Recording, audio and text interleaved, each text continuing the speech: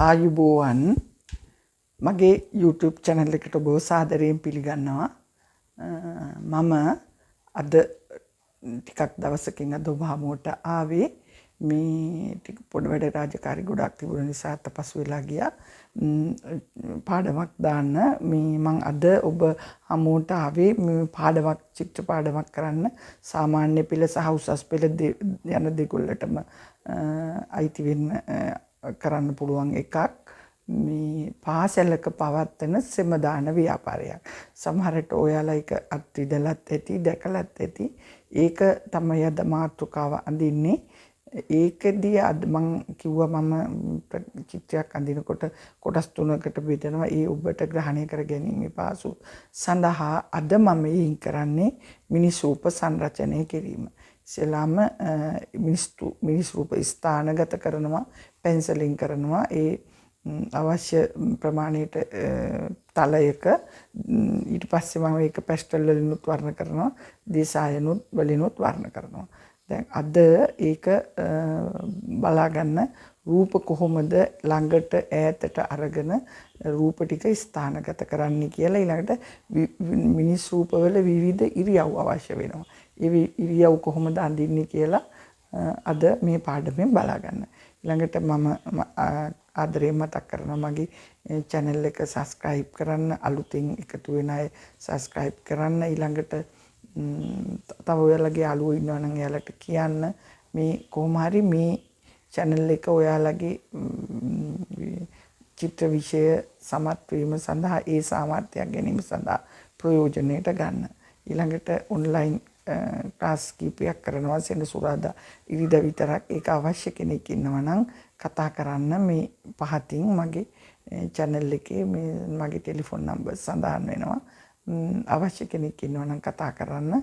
ඊළඟට ඔයාලගේ නව අදහස් තියෙනවා නම් මට විස්තර දැනු කියන්න. ඒක මට ගොඩක් ඒක වටිනවා. ඒ නිසා ඒ විදිහට කරන්න. දැන් අපි වැඩි වෙලාවක් ගත කරගන්න නැතුව පාඩම නරඹමු. මම අද අඳිනවා කිව්වේ මේ ශ්‍රමදාන ව්‍යාපාරය. පාසලක පවත්වන ශ්‍රමදාන ව්‍යාපාරය. අපි ඉස්සෙල්ලා ළඟ රූප ටික දාගෙන ඊට පස්සේ ඈත රූප දාලා පසුබිමක් දාලා හරි ගස ගමු. දැන් අපි රූප ටික ඉස්සෙල්ලා ඉස්සාන්ත කරමු. මෙතන මේ හරියේ වැඩ කරන ළමයි ටිකක් අපි දාමු.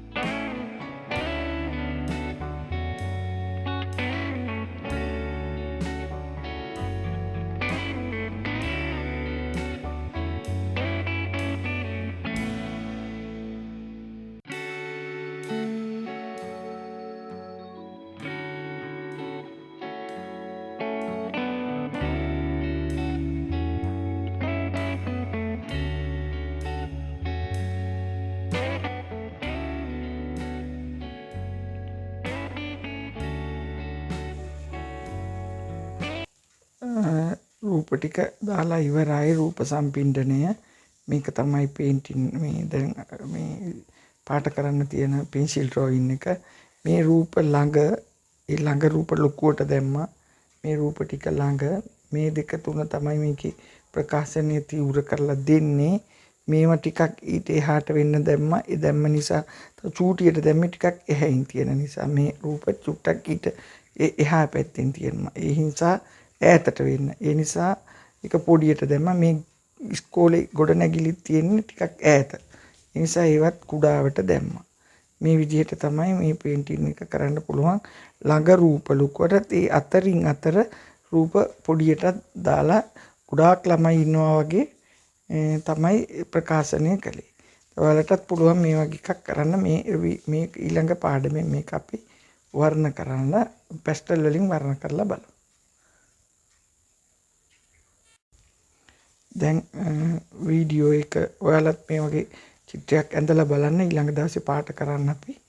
මේ දැන් මේ වීඩියෝ එක නැරඹුව ඔයාලට බොහොම ස්තුතියි.